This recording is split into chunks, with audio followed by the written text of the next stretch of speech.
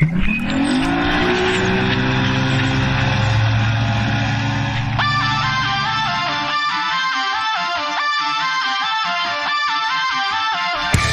Eyes on Fishing with Mitch Peterson, Josh Sheldon, and Brad Qualley, leading you to the next level.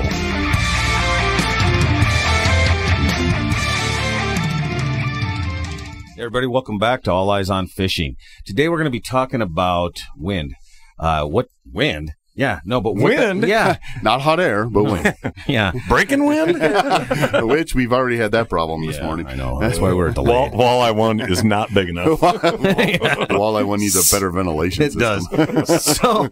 So no, what we're going to talk about is wind is always something that can really put a damper on the day, but it can also, if you're thinking about it when you're out there, you can also make it turn it into a positive. I mean, depends on unless it's gale force. You can fire the fish up. It can.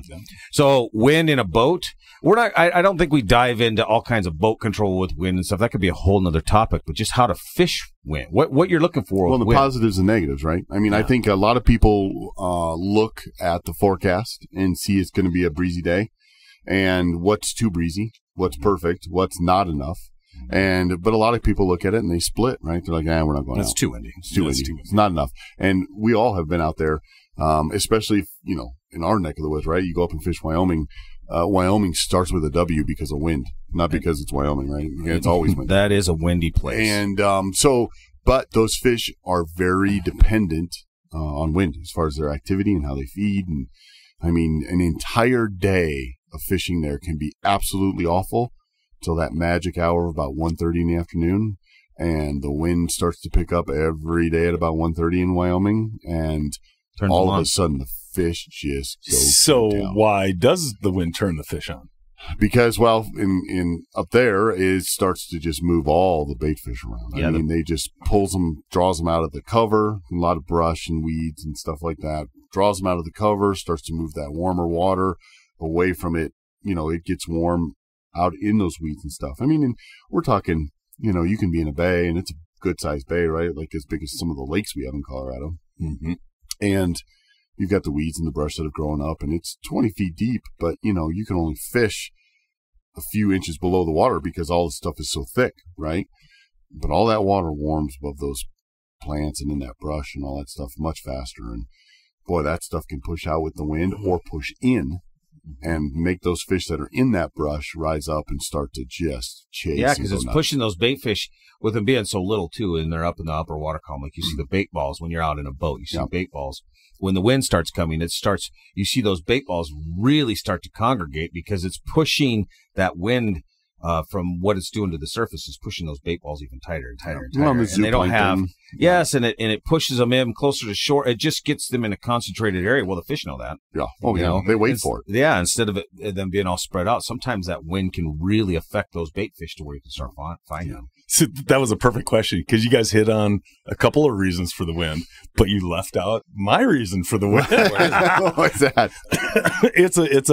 It's a light situation. So when it's glass calm, the rays of the sun penetrate, much deeper into the water, where as soon as you get that chop going, that's why they call it a walleye chop. The walleye chop. Yeah. Well, it just changes the angle. So right, exactly. It goes in at all those different angles. And years ago, I read some article on it, and it was pretty interesting because it totally makes sense. Well, what else happens to go with your visibility thing, right? And what else happens when it starts to blow on some places?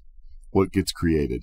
Mud lines. There you go. Mm-hmm. So if you have a walleye chop and a mud line starts to form, before you know it, that mud line forms on the edge, let's say. They're sitting right there just ambushing. Right, just waiting, especially if you have cover, right? Brush, weed, something. Well, even if you don't, because it's the mud line. Right, that is right. But I mean, you add something like that, it just triples the amount of, draw to those fish. I mean, it can get nuts. I mean, that's one of those ones where every cast, it could be a 5-pounder or bigger kind of situation. Well, I don't know about that. Well, on a good day. On a super good day. Yeah, no, we're going to call that super good day. Well, remember we talked to Tizers on the next level, right? I mean, that's what happened to them. That's what happens.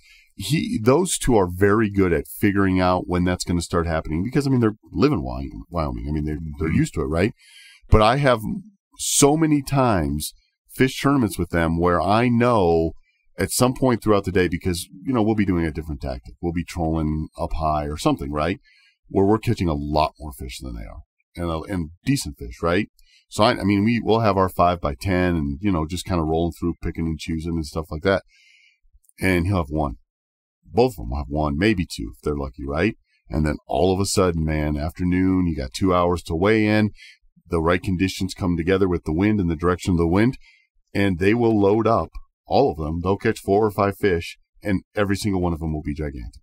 Yeah, and they roll in and kick my ass by 10 pounds. And they're looking because they're looking for that wind blowing shores or wind blowing points. It doesn't necessarily need to go shore or a cup, whatever. A cup in the how many times have we done that, Mitch? When we're out there fishing and there's that there's a point. We've checked it and there's no fish there, or they're very scattered, and then that wind starts blowing, and we're like, we need to go check that point because we had bait fish set up probably 4 or 5 blocks out in the main basin area from that, but now that wind is going to push them, and it pushes them right into that point, and now you go over to that point and you see that whatever is underneath the surface, that happens to be kind of a sandy mud and bottom, and it ends up creating that mud line or that muddy water, and now those bait fish are in there, and it's a feeding ground. Those fish know that. I've got a story for you too. See if you guys remember this, right? This is a great example. This is when I loved you guys and I hated you guys all on the same day. See if you remember this. When we used to fish against you in tournaments. Yes, right? So do you remember, we're down in Pueblo, and it was, day one was a great day, right? We all caught a lot of fish. We were both teams sitting pretty well. And the wind came up so hard that morning that we couldn't fish where we hadn't fished the whole first day. Do you remember that? Came up so hard. And this is when I decided I'm buying a new Minn Kota for the front. Because remember, I had that motor guide. It was more like a bass boat style cable steer. It was only a 12-volt system. And it worked great. It was a while ago. I can't think of this. Yeah. So you guys were you had already put a new Minn Kota on the front of yours. I think that year actually. Mm-hmm. And I was talking about it, and it was expensive, and I couldn't afford it. And you guys, the wind came up, and it was coming, I think, directly out of the west. Or east. It was east or west. It wasn't like a north-south one. It was east or west. And it was blowing across all those points on the north side of the lake. Oh, yeah. And you guys... I do remember this now. And you guys slid in behind. You started going on the downwind side of the points, so you were kind of sheltered. But you had the motor that could do it. I couldn't do that. It kept blowing me out of there, right? Like, I didn't have enough shaft length. No jokes. And then, and I couldn't, I didn't have enough voltage, right? So, you guys fished in the cup on the backside of those banana. Points. Yep. And you guys hammered them. And you ended up doing really well. I think you were like top 5 or something. But when a lot of boats, including my own, more or less got blown off the lake. We ended up going into some protected cove that sucked. It didn't have any fish in it. And we just fished because it had water, basically. Mm-hmm. But that was the only place we could do it.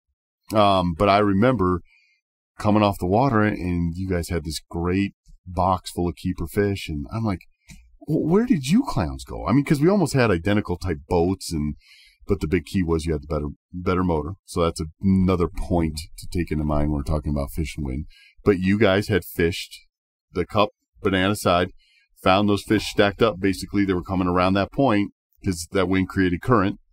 The current was coming across. I remember that now. The bait fish is loaded up in there. Started blowing. You guys were just going, just jigging in that cup. And then when that point quit, you slid to the next one, and you could do it, and I couldn't, and you guys hammered. And so I just remember thinking, that's a genius, and screw off. Because I was like, you guys suck. Yeah, the winds definitely can be your friend and your enemy all at the same time. Yep. And that was a great example. And that was a because I hadn't fished from a boat a lot at that point. And this is 21 years ago or something. I'd always fished from a float tube at that point because I was young and poor, and so trying to do boat control and knowing all the factors of how much power I needed, I didn't have any clue, right? Electric motor was an electric motor, whether it be 1 battery or 4, I had no clue. Mm-hmm. Well, it was obviously, I learned a huge lesson that day, about current, and how wind can create a current even in a reservoir system where there is no river or anything. It's a different type of current, but yes. Yeah, and it's more of a surface type current, but it was, especially on those shale shelf type points, you know, that water can wash and swirl up in those shales and push those bait fish up against that shell drop. Oh, and yeah. you guys were just casting right up in there. You said it was one after another, you know, and so that's a very interesting piece to where you can fish on that upwind side or try, right? So in a boat, what would you say is a good wind? I like that 8 to 11 mile an hour wind. It's pretty damn good. And that's pretty easy. I mean, I think even all the way up to 15 or 16, right? Especially if you know, another great point is these fish will, that suspended trolling crankbait bite with boards, can just ignite and be fire when that wind kicks up in the afternoon. So that's another thing to remember is. No, but I'm talking about when you're getting that walleye chop. Yeah, that's what I mean. I mean, so like that 11 even up to 15 to 18 can be good if you're going to go troll boards. So totally, the different type of fishing. But I think where you're going with it, Brad, is, you know, we've kind of decided, and here's the difference: our aluminum boats, you know, we're right at about 12. Yeah, is when the wind starts to affect it a little bit. Yeah, where now you're focusing just as much on boat control in the wind as you are fishing. Where how interesting, you know, Junior's first thing is 15, 16. Yeah, 15, 16 is pushing us in an aluminum boat, even with 24-volt system, to be able to really lock it down. Right. I mean, but just like you said, then there's other tactics that you can do. If those fish have moved up, they're fishing a slip line, and we can't hold boat control because boat control is so important that maybe we will turn on to something different. Instead of casting, trying to sit on a point, we'll troll a point, go back and forth, where we can control it. Right. Or we'll throw a couple anchors and just lock down. And it's a cumbersome to have to pull anchors to move. Yeah, it's how you can control the boat. Whereas, like we have learned, that with the fiberglass boat, with the Ranger or the other fiberglass boats that are heavier, they do much better in the wind, and they're able to hold much easier in the wind. And they're even when you troll, they're easier to track in the wind, right? Like they track. You don't slip. You don't have back end slippage as much and all that. Well, and it doesn't catch that front and swing you around. I mean, there's a lot of times when in that aluminum boat where that wind would just catch the bow and it would spin you in a blink if you were going the wrong direction. And where in the you know, the fiberglass, even if it does catch it and start to push, you can get it straightened out pretty quickly. And so that's a big bonus, right? But you know, that wind coming across, so if you had to pick, and I don't even mean a general direction, right? Because like we always used to have this saying when I was growing up, if the wind's from the east, fish are the least. If it's from the west, it's the best. That's not true. I don't think so, but I think so. Well, do you? Because he's an idiot. That's what they say, so it must be right? true. Yeah. No. Well, that was one of those back east mottos, right? That's one of the ones that the old guys brought from Michigan and Minnesota and stuff. But so my thought is what about the guys in Lake Michigan? They don't like it when the wind blows out of the north. Well, because of the cold water. I know, but so I'm just saying. But anyway. Yeah, but anyway, so if you guys, you had your choice, and the wind is coming from whatever direction. Are you going to go fish the shoreline that's getting bashed by the wind, or are you going to go on the other shoreline so it's a little bit easier to manage? You don't have to deal with the waves and the wind, just the wind. Well, the shoreline that's getting bashed, if it's not too much that we can't control the boat. Yeah. Because that's where the active fish are going to be. Have you seen that much of a difference? Or is that just what, common knowledge would kind of dictate? Well, just exactly what you talked about with wind blowing wind blowing in and causing up those mud lines and stuff. Sure. It's not going to happen on the other side. Sure. The only thing is if you're the one thing that I know that we pay attention to is where that river channel is in a lake, because they have them, right? So if the wind's opposite that and there's still a current coming through from that river channel, then you're going to have fish that are out of that current that'll push up into that slack water. But we're predominantly going to start searching for that wind blowing side because we've had so much success. You can still get resident fish that are going to hold over in those other areas and just fish them how you would fish them if it was a glass calm day, right? And so that doesn't mean that you have to go fish those wind blowing signs at all. If you have a place that holds fish, it holds fish no matter what. Right. Yeah. Well, it's not like the fish on the north side. If the wind's out of the north, the fish on the north side of the lake are like, oh, we got to quick get down to the south end, right? Because that's where our best hunting conditions may turn on. Right. But now I would say what would weigh my decision on where I'm going to fish even more, if it's like 3-4 days of that north wind. There you go. Pretty consistent. Now, I'm not even going to think about the north side. Right. I'm going to go fight the waves on the south side of the lake. Yeah. Well, and I always think back to McConaughey, right? Lake McConaughey in Nebraska. That is a prime example of how that lake is a wind. When it's out of the west, it can be nuts. I mean, it can be crazy because that wind gets to roll in those waves the entire length of the lake. 20-some miles. And you can have monsters on the east side, which makes going on the east side just pointless. I think there comes a point, too. In a lake like that, I mean, it's so lake dependent because that thing is like a big egg, big oval, right? And if it's blowing out of the west, that east side, yes, the fish that are over there are going to, there's going to be a lot of bait fish that push that way. They can't help it because of the amount of activity of just the waves pushing them. But there comes a point, too, that it's almost dangerous at times. If that's a sustained 15, 20 mile an hour wind, that you can't fish 4 or 5 footers casting all day long. I mean, you can go fish them for a while and figure it out, but it's almost becomes... We're going to destroy your battery, too. Well, but it also becomes... that your boat control, you lose it so much. I don't care what boat you have at that point to be able to sit on a place. You're going to be fighting your boat more than you would be able to actively fish consistent and good. Right. You're not going to be able to totally get on that structure like you want either. I mean, nobody could. The fish may be more active in biting, but if you can't control your boat, you're ineffective fishing. Yes. Where you're probably better off where you can control the boat, even if the fish are less active. Yes. Right. And that's where something like a power pole would help. Maybe. But I mean, if you had them, that would be another option, right? I have never used them on my own boat, so I can't tell you, but maybe that might be how deep do those things go down? They have them out to 15 now. Really? Wow. So, I mean, if you're in 8-10 feet of water. That would be pretty cool. When I was in that tournament 2 weeks ago, there was, out of the 2 days, 253 boats. And I would say there was probably 15, 20 of them that had the big power poles on the back. Yeah. They weren't bass boats; they were walleye boats. But these guys were out deep. They weren't using them. No, they didn't use them at all. Well, a lot of those but they had them on trolling. there, and I noticed it because you don't see a lot. They do a lot of trolling. Yeah, and they use those paddles. But it was interesting to see, and they're great big, these power poles. I was like, geez. But I was like, that would be kind of nice, especially the fishing that we do here on those wind-blown sides, even when it gets that 15, 16 miles an hour. Wouldn't that be cool? Just lock those babies down. Because we'll fish it down with an anchor. So we're getting kind of short on time, but I want to address some fishing from shore because me and Mitch are going tonight. You want to go?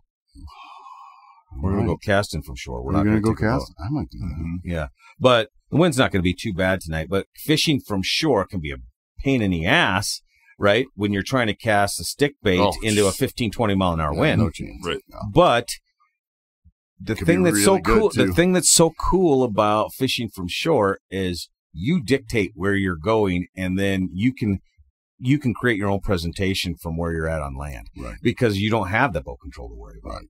So that's why we wanted it. Well, this time of year we like to go from shore quite a bit anyway, but being able to go out there when we go tonight, we'll check out, hey, where's the wind blowing out of? Right. And then we'll probably choose our points to what we're going to go walk out to go fish, something that's going to be where the wind's predominantly been blowing into because it's stirred up some of that warmer water. It's stirred up some of those bait fish, the leftovers, and some, you know what I mean, just pushing in there. And we'll start casting them. Now, the problem is if it's a stiff wind, how do you fish a stiff one? There's no slip overs. You're not doing that. No, not unless you're opposite lakeside now, right? Then you can fish them. But then you're catching resident fish. They're not chasing the balls of bait fish as much. There's still going to be some that are there. So, but what do you do from shore if you got typical wind, anything under 12, 15 when you're casting from shore is no big deal. Well, what do you do if it starts picking up? Mitch, how would you fish that? Well, like tonight's a little different because we're totally stick bait time, right? Yes. But here a little bit later when the live bait turns on, my favorite way to do it is basically like a Lindy rig. It's a slip sinker, but a heavier slip sinker. Oh yeah, a big egg weight and heavy, so you can just get it wherever you want it. But then essentially you're sitting there fishing with your bail open, with your hand on the line. It's going to hold the bait right where you want it. You can drag it in and cover all that water. Even you can cast it way out to the deeper water, and you can slowly, intermittently work it in, let it sit and wait. But you can fish it doesn't matter how windy it is. It doesn't matter. You can cast because of that big weight, and it's not going anywhere. That's right. Yep. That is a great way to do it. I don't care. We've been out there and 30 mile an hour right in your face, and it's more here anywhere. It's more mid-May, probably later May, that when that water temperature's in that low 60s. So that's going to be awesome to do. If it's a windy night, those babies are going to be feeding, and that's a great way to cast out their big egg sinker, ounce, 2 ounce, whatever it takes to hold it, right? Yeah. What are you looking for shoreline? What's your favorite? For what I mean, well, if you're going to fish that, of course you can't fish a dam. No, but I mean, if you're, it's tough to fish that in the rocks. If the wind's coming in, what are you looking for? I know what I'm looking for. I'll let you go first on too. Well, I like riprap or any kind of rocky shoreline at first, of course. And I want that steep. I want some sort of steep, and then out to gradual, right? Like I want it to come into what's going to be fairly deep, right? Like, so if you stepped off, you would be like, all of a sudden waist deep, something like that, right? Or chest deep. I mean, it's a quick drop. That allows those fish to, especially if you're doing a stick bait or crankbait, allows them to follow that thing right in there, right? They'll follow it right up to the edge of the shore. But then that wind also hits that, and it's like a flat surface, right? It starts to make that kind of curl action where the water curls back on itself, and all that food and crayfish and zooplankton and everything starts to hit that wall and push back. So it'll, not only does it create the smorgasbord right next to the shore, but it also flushes it back out. Yeah, no, right? I think we're talking about the same type of area. Yeah. I mean, we would definitely, there's nothing to say, though, that we've fished some pretty shallow stuff, shallow flats out there. Probably lighter wind. I mean, I don't remember us ever going over there when it's been super windy, but where you can wade out 20 yards from shore and you're only at your knees. Yeah. But you are just working that any of those fish that are just cruising, looking for a meal that can't get away. It can't go up or down because it's only 4 foot or 3 foot deep or whatever. But if you're wading out and you're wading way out and you're only in your knees or mid thigh, right? But you're still going out to where you're sometimes trying to access that deep water. I'll cast back and just work that flat too, because those behind fish you. Yes, I've done it out at Chatty all the time, out there in the shallows. You know exactly what I'm talking about, and caught fish doing that. It's that area. But I would think that if I'm looking for a spot just to go out, I'm going to just exactly what you said. You're going to look for something that creates that bottom momentum of stirring stuff up, right? In good wind. Right. Yeah. In the right wind. If it's too much and the waves are crashing in, it's tough. But remember, even those light stick baits, man, even if you've got those waves crashing in, those bad boys are in the water. You'd be just shocked at how many walleyes you can get in that rough water. The hard part in a stick bait, in the one we'll wrap it up after this, that I found anyways, when you're casting a stick bait into a stiff wind, yeah, I mean, of course you're limited in how far it'll catch just because the wind catches it, but you can still get it out there. It's hard to do a jerk and pause because when you do the jerk and pause, the waves are still creating slack with your line outs pushing it. You get out of control. So in that wind, it's more of a steady retrieve with some jerk, steady retrieve. So you're always keeping constant connectivity with your line. You know what I mean? It doesn't get that huge slack. Right. Yeah, and your pauses on when you're fishing into the wind, you're facing the wind. It's hard to feel anything on your pauses, and that's a lot of times when they'll hit it. Although when it is on a pause in that windy, wavy, and I'm talking good wind. I'm talking good wind where it's hard to cast. Yeah. But if they wreck it, if you got some waves and they wreck it, I mean, they're really there's not a lot of things better than that. It's fun. I mean, it is instantaneous fish on, face full of treble hooks, and let's roll. Man, I tell you, what a subject. There's way more to talk about. I mean, we didn't even really talk about all the different boat control tricks in wind and stuff. So we need to come back to this. Yeah, or even cast it, because there's so much more you can do from shore. But anyway, that's where we're at today with fish and wind. Just give you some ideas getting out on the water, because now's the time. I mean, I would say a large majority of all the lakes are opened up to fishing now, and get out there, even if you don't have a boat. And if you do, be cognizant of where you're going with that boat if it starts getting windy. And if it's shore, just because it's blowing, don't give up on it, because there's things that you can do to make yourself successful. Exactly.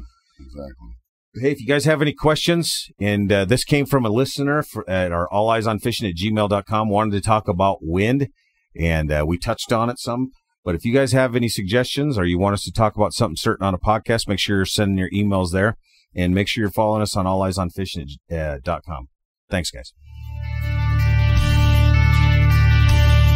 This has been All Eyes on Fishing. Thanks for listening. If you like what you heard, go ahead and subscribe to The Next Level. And you can hear longer podcasts and more information on all of your favorite topics. And check us out at alleyesonfishing.com for apparel, blogs, and other information. Don't forget to check us out on Facebook, Twitter, Instagram, and YouTube. All Eyes on Fishing, leading you to the next level.